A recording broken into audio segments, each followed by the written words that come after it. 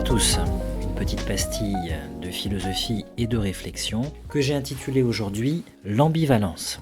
Tout d'abord, quelle est la différence entre l'ambiguïté et l'ambivalence ? L'ambiguïté, c'est le fait de quelque chose qui peut être pris dans plusieurs sens. Une phrase peut être ambiguë parce qu'on ne sait pas exactement quel est le sens qu'on doit lui donner. Il y a donc une part d'indécision, une part de flou, un double sens possible, et donc l'ambiguïté, elle requiert l'exercice d'une faculté ou d'une capacité particulière qui est l'interprétation.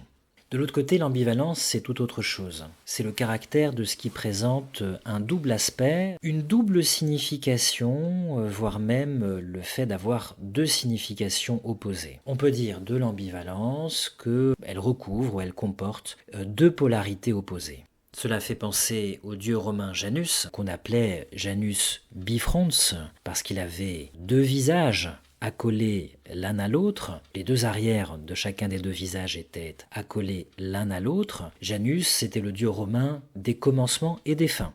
On voit l'ambivalence. Et le dieu du passage et des portes, sachant qu'une porte, elle a toujours deux sens ou qu'on peut la franchir dans les deux sens. Et donc ce dieu romain, Janus, représente bien ce qu'est l'ambivalence. On le trouve figuré sur les monnaies romaines, notamment. Alors l'ambivalence, elle est présente dans nos vies, on est fait de contradictions, on est fait de comportements qui pourraient apparaître contradictoires ou incompatibles. Je prends un cas célèbre qui est l'amour. On peut aimer se détester, deux personnes peuvent aimer se détester, ou aimer être détesté, c'est une forme d'ambivalence. Et je voulais consacrer cette petite pastille de réflexion et de philosophie à la lecture d'un extrait de l'un des ouvrages de Stefan Zweig, qui est très célèbre, et qui s'appelle Le joueur d'échecs. Zweig, qui est un romancier du XXe siècle. Alors Stefan Zweig nous dépeint dans ce petit roman un cas d'ambivalence, puisque je ne veux pas trop déflorer le roman, mais le héros principal a une relation totalement ambivalente aux échecs. C'est à la fois quelque chose qui a pu le sauver dans un moment de perdition qu'il a connu, dont je ne précise pas la nature, parce que je vous laisse découvrir pour celles et ceux qui n'auraient pas lu le roman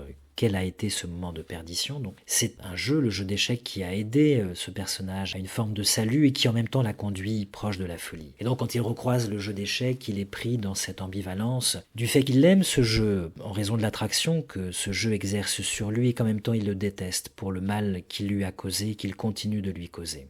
Et il y a au début du roman un passage emblématique de ce qu'est l'ambivalence autour de la fascination du jeu d'échecs. Un jeu qui apparaît à la fois divin et démoniaque, un jeu qui pourtant est limité en apparence d'un point de vue spatial et qui en même temps ouvre des combinaisons qui elles sont indéfinies. Donc je me permets de vous lire ce passage que je trouve emblématique, que je trouve aussi magnifique, sur l'ambivalence du jeu d'échecs. Je commence la lecture de l'extrait. Comment se figurer l'activité d'un cerveau, exclusivement occupé sa vie durant, d'une surface composée de 64 cases noires et blanches?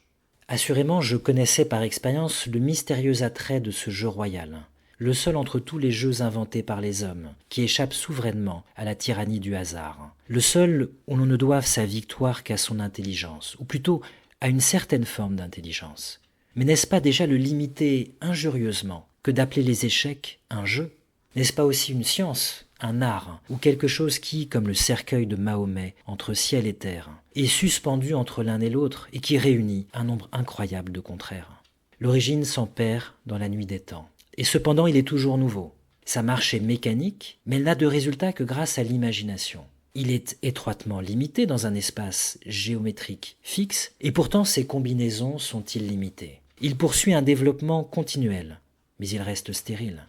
C'est une pensée qui ne mène à rien, une mathématique qui n'établit rien, un art qui ne laisse pas d'œuvre, une architecture sans matière. Et il a prouvé néanmoins qu'il était plus durable à sa manière que les livres ou que tout autre monument. Ce jeu unique qui appartient à tous les peuples et à tous les temps, et dont personne ne sait quel Dieu en fit don à la terre pour tuer l'ennui, pour aiguiser l'esprit et stimuler l'âme. Où commence-t-il? Où finit-il? Alors le passage se poursuit, mais je ne peux pas me lancer dans la lecture de l'intégralité de ce roman de Stefan Zweig, que je vous laisse découvrir pour celles et ceux qui n'auraient pas eu la chance déjà de lire ce petit roman qui est magnifique et terrible à la fois. Merci de votre attention, bonne journée, bonne soirée.